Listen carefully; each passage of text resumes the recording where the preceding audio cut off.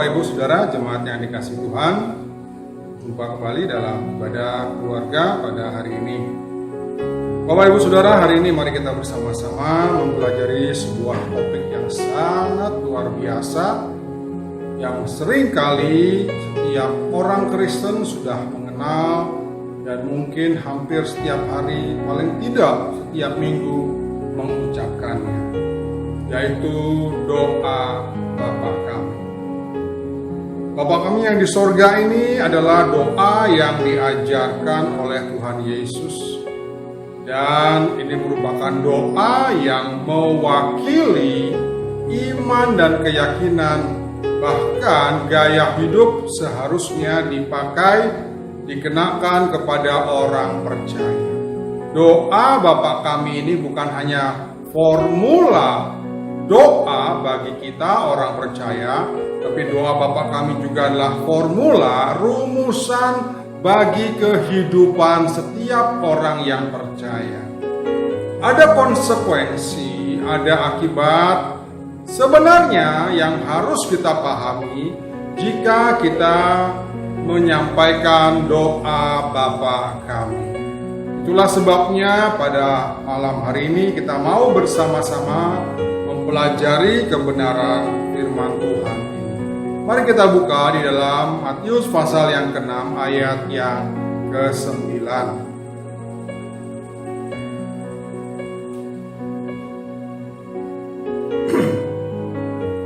Karena itu berdoalah demikian: Bapa kami yang di sorga, dikuduskanlah namamu. Satu ayat yang kita pelajari pada hari ini, Bapak Ibu Saudara jemaat, ayat yang mengawali doa Bapa kami. Walaupun ayat ini singkat, namun ada beberapa kata yang akan kita perlihatkan, yang akan kita pahami dan pelajari. Sejujurnya, saya tidak mampu dan sanggup untuk menggali keagungan dan kedalaman makna doa Bapa kami ini.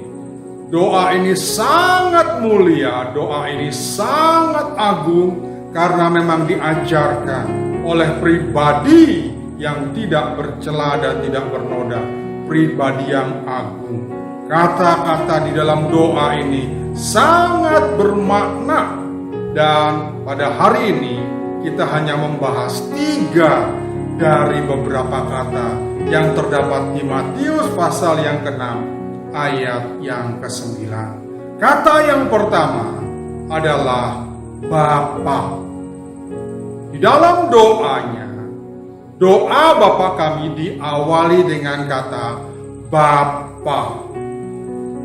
Jangan katakan kita adalah anak Allah jika kita tidak menuruti atau berlaku seperti anak yang Bapa inginkan.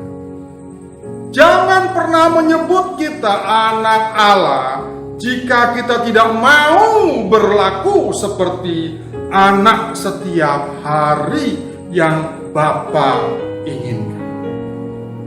Bayangkanlah Allah yang adalah pencipta alam semesta, khalik langit dan bumi, dengan segala kekuasaan, kekayaan, kemuliaan, kesucian, dan kekudusan, diperkenalkan oleh Tuhan Yesus dengan sebutan Bapa.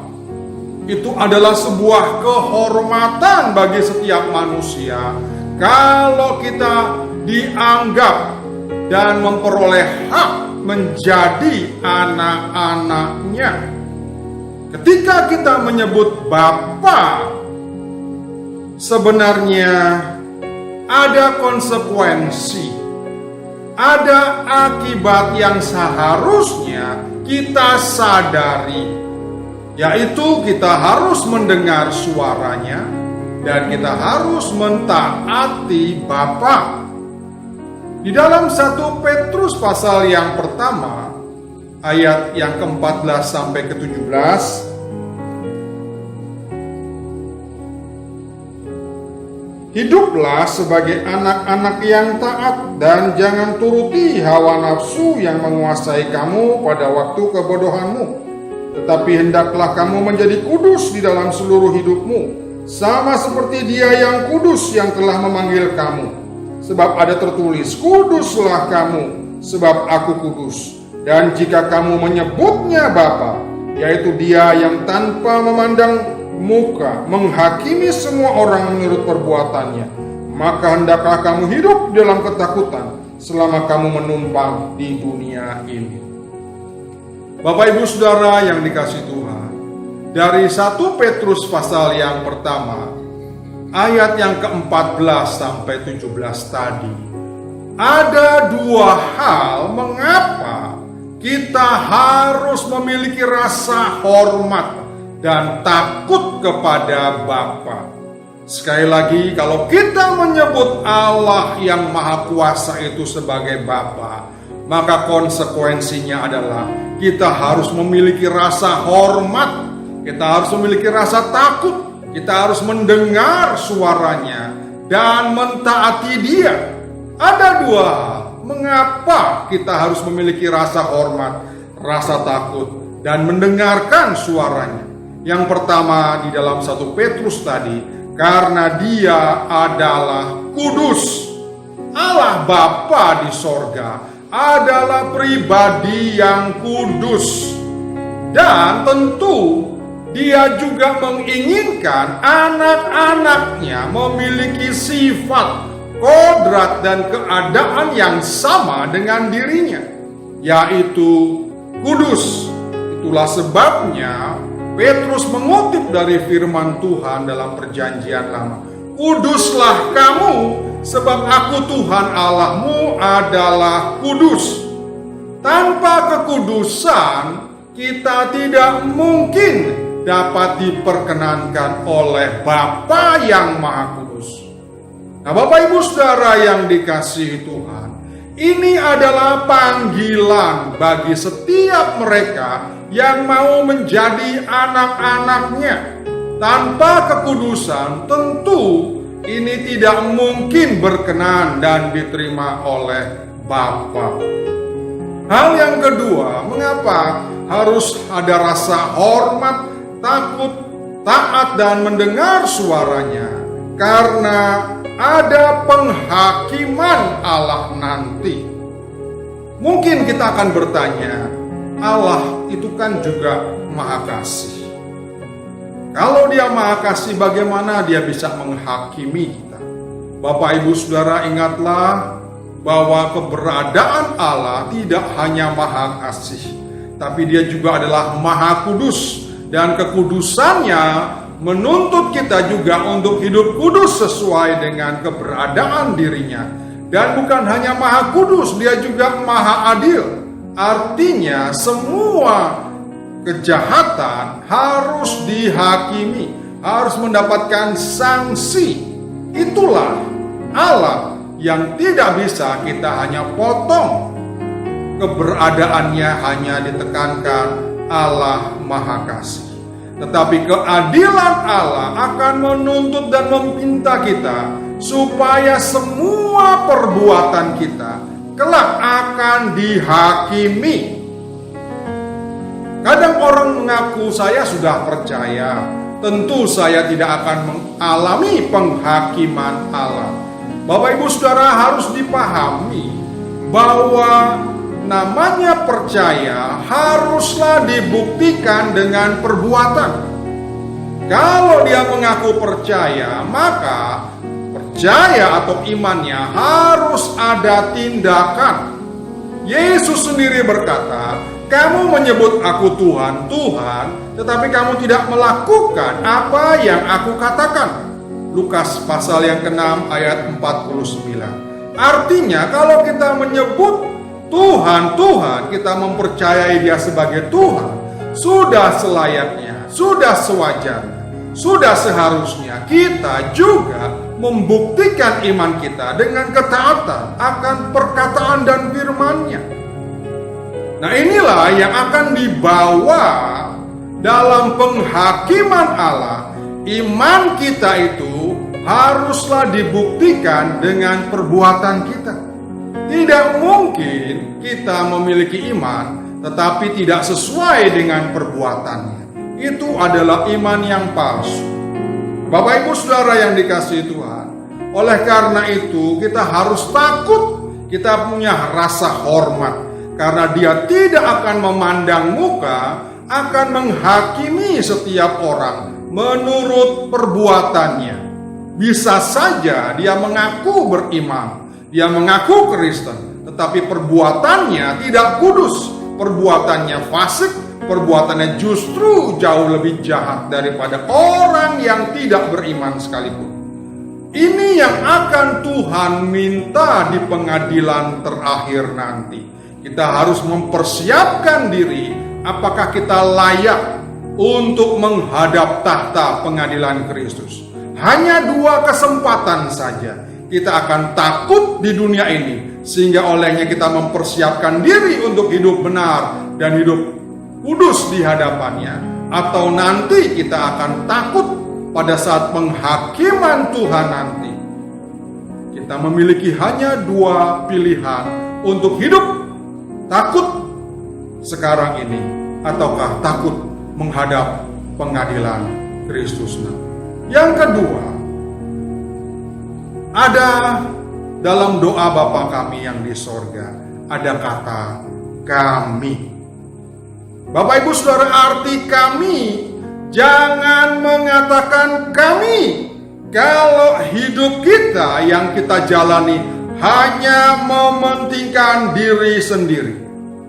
Sekali lagi, jangan pernah menyebut kami kalau hidup kita hanya berpusat dan berorientasi kepada diri sendiri. Dalam doa ini, Bapa kami, artinya menyangkut hubungan juga dengan sesama kita, yaitu mengasihi sesama. Bagi Tuhan, tidak mungkin kita bisa mengasihi Dia yang tidak kelihatan, sedangkan yang kelihatan saja tidak kita kasihi. 1 Yohanes pasal yang keempat ayat yang ke-20, barang siapa tidak mengasihi saudaranya yang kelihatan, dia tidak mungkin mengasihi Allah yang tidak kelihatan.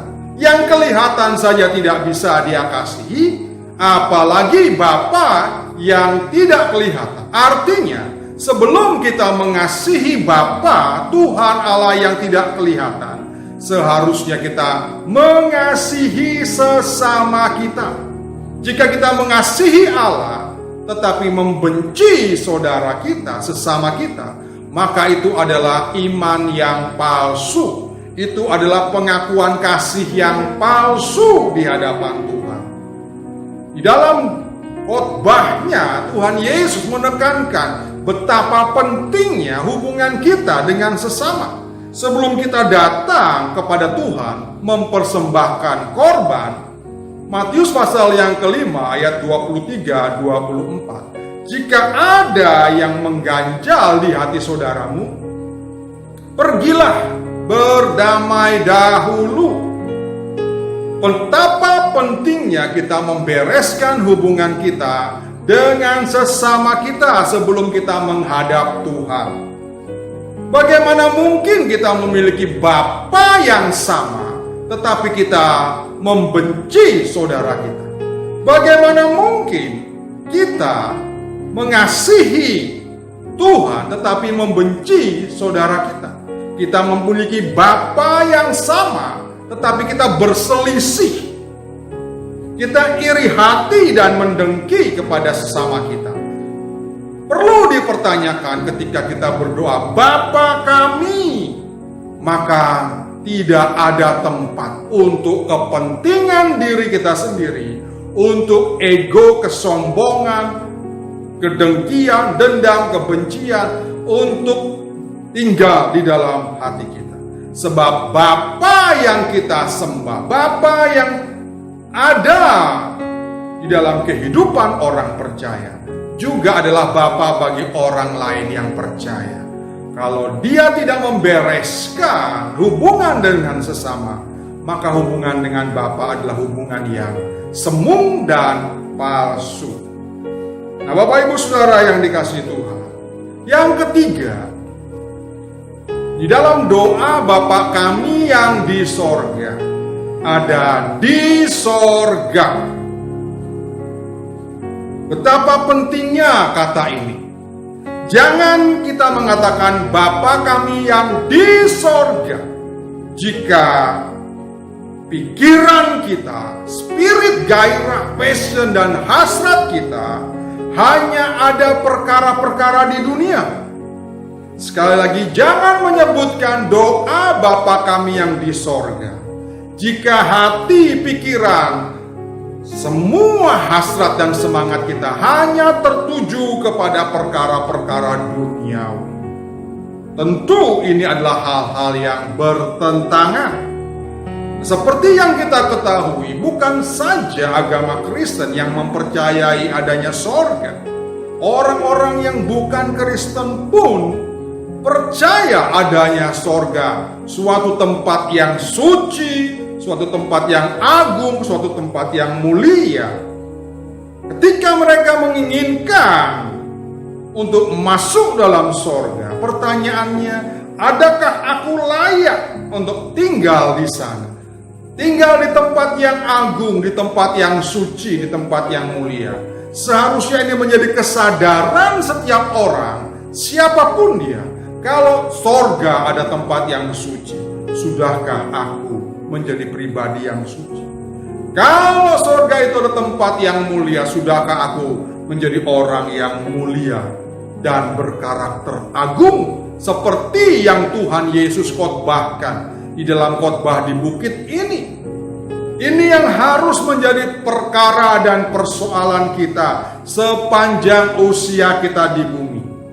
Kita harus hidup sesuai dengan aturan dan hukum dari kerajaan sorga. Dalam khotbahnya di bukit itu, Yesus mengajarkan, menyampaikan aturan-aturan kerajaan sorga. Kalau Yesus berkata, kumpulkanlah bagimu harta di sorga, jangan di bumi. Berarti memang kita seharusnya berfokus, berpusat, dan berpikir tentang perkara-perkara sorgawi. Kita mendahulukan perkara-perkara yang bersifat kekal dan bukan sementara. Kalau Yesus berkata, carilah dahulu kerajaan Allah dan kebenarannya. Pertanyaannya, apakah kita mencari kerajaan Allah? Apakah kita mencari kebenarannya? Ingatlah, ini adalah hal-hal yang kekal. Memang makan, minum, pakai kita butuhkan, uang kita butuhkan. Tetapi yang membuat perbedaan kita dengan orang-orang yang tidak mengenal Allah, fokus, hasrat hati, semangat hidup kita adalah mencari perkara-perkara yang kekal. Orang-orang yang tidak mengenal Allah hanya makan, minum, pakai, dan mencari uang yang tidak lebih daripada hewan atau binatang. Mereka hanya makan, minum, dan seperti itu. Tetapi orang-orang yang benar tentu hasrat pikiran hatinya berkobar-kobar, bersemangat untuk mencari kerajaan Allah dan kebenaran. Pertanyaannya adalah, apakah kita sungguh-sungguh serius mencari kerajaan Allah? Apakah kita sungguh-sungguh serius mencari perkara-perkara yang kekal dan tidak binasa? Ataukah kita justru lebih sungguh-sungguh dan serius mencari uang, mencari makan, minum, dan pakai yang semuanya bersifat sementara dan akan binasa? Sebaliknya, carilah kerajaan Allah, carilah kebenarannya, dan mencari kerajaan Allah bukan hanya di gereja. Mencari kebenaran bukan hanya di gereja. Orang yang mencari kerajaan Allah dan kebenarannya, tentu dia akan membangun hubungan dengan Bapa setiap waktu, setiap hari. Persekutuan dengan Bapa jauh lebih penting daripada apapun yang bersifat dunia. Makan, minum, pakai, termasuk uang. Banyak orang ingin masuk surga, tetapi tidak mau membangun persekutuan dengan Bapa. Bagaimana mungkin kita masuk surga tetapi kita tidak mau membangun persekutuan dengan Bapa. Bagaimana mungkin kita ingin masuk surga tetapi tidak ada kekudusan, tidak hidup dalam kebenaran, tidak hidup seperti yang Bapa sudah sampaikan, aturan kerajaan surga. Nah, Bapak Ibu Saudara yang dikasihi Tuhan, waktu yang singkat ini, marilah kita mempelajari doa Bapa kami yang di surga memiliki makna yang dalam. Tuhan Allah Bapa ingin supaya kita mengikuti model seperti anaknya yang Dia kasihi. Di dalam Matius pasal 3 ayat yang ke-17, inilah anakku yang kukasihi, kepadanya lah aku berkenan. Bapa menantikan kehadiran anak-anaknya dengan cara anak-anaknya hidup seperti putra tunggalnya Yesus Kristus yang berkenan di hatinya. Adakah hidup kita sudah memuaskan hati Bapa? Mari selama kita masih hidup, ini adalah sebuah perjuangan dan usaha supaya kita mengikuti apa yang Yesus ajarkan dan mengikuti apa yang Yesus lakukan. Dan ini adalah hukumnya wajib. 1 Yohanes pasal 2 ayat yang ke-6. Barang siapa mengaku ia ada di dalam Dia, ia wajib hidup seperti Yesus telah hidup. Bapa Surgawi akan menantikan kedatangan anak-anaknya dengan tangan yang terbuka. Berusahalah, berjuanglah supaya kita mendapatkan pengakuan seperti yang Yesus dapatkan. Inilah anakku yang kukasihi. Tuhan Yesus memberkati.